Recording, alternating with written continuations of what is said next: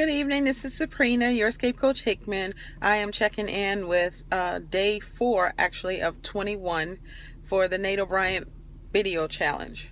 Today, he is asking us to talk about a story that has been greatly inspirational for us. So for me, I often talk about my mom and my brother. It's a huge inspiration. I feel like we were like the last three in the house. Growing up, we were definitely the last two. My brother and I were the youngest siblings. So my brother was diagnosed with kidney failure as a baby. He wasn't even 1 year old yet. And once they recognized that, they realized that chances of him continuing life was very slim.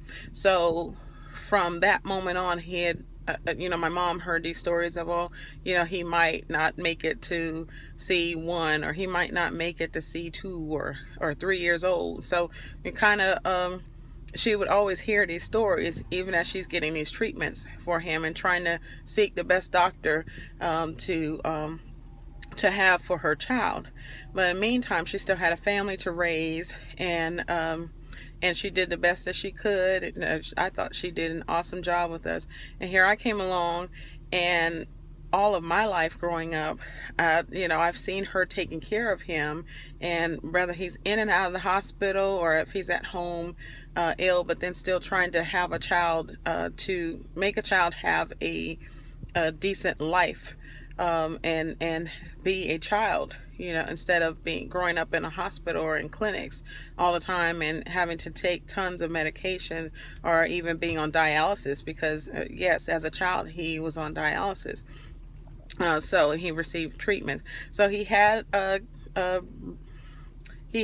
transplant, kidney transplant, and his body rejected that. So, my mom donated a kidney when he got older, and that didn't work out. So he ended up getting another transplant, and, eventually his body rejected that. So he went many years on dialysis machine.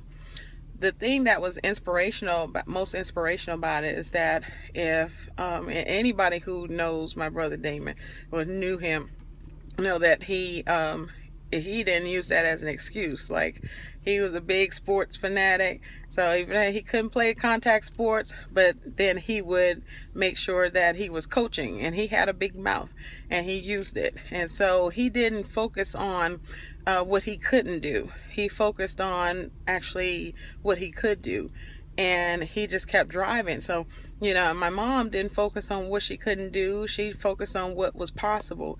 And so these things were, as an adult now, I look back and think of all the struggles that had happened in and out of the hospital for years, in and out of clinics, going back and forth to dialysis.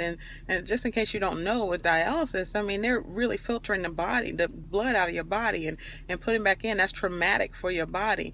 And so for someone to go to dialysis clinic 3 times a week, for years, that's a lot on a person, and especially for being the parent.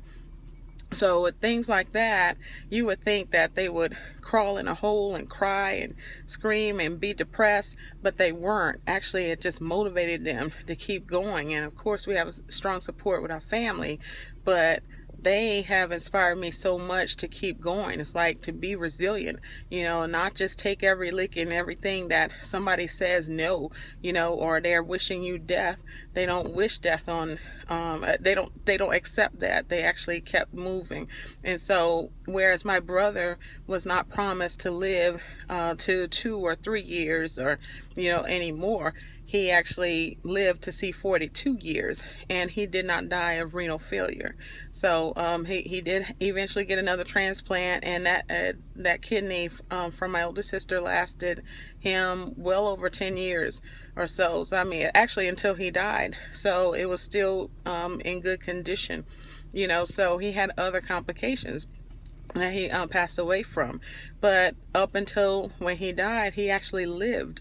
And so I'm inspired. It doesn't matter how sick I have been ever, I'm determined to live and make the best of anything that I do in life, and not take any a whole lot of excuses. Just because you kind of get slapped down and knocked down, and somebody's trying to beat you down or whatever, you just get right back up and you stay focused, and you live your purpose. My brother used his gifts that God gave him. He encouraged a lot of kids. He coached.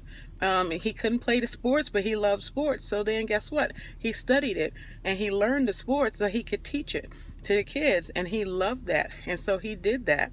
And so of course, every time somebody passes away, you learn more about what a person did that you didn't even know about. And I'm just thinking about how inspiring that was for me, how he was able to do the things that he did,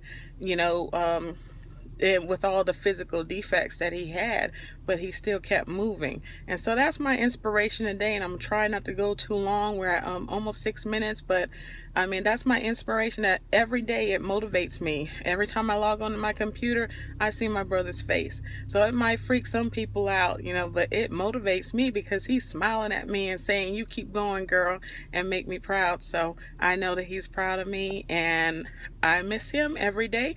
And so how I pay homage is that I make sure that I'm doing well, and I'm going to rise to the occasion. I'm going to keep striving, and I'm not doing pity parties no matter what. So I'm determined, and that's my inspiration.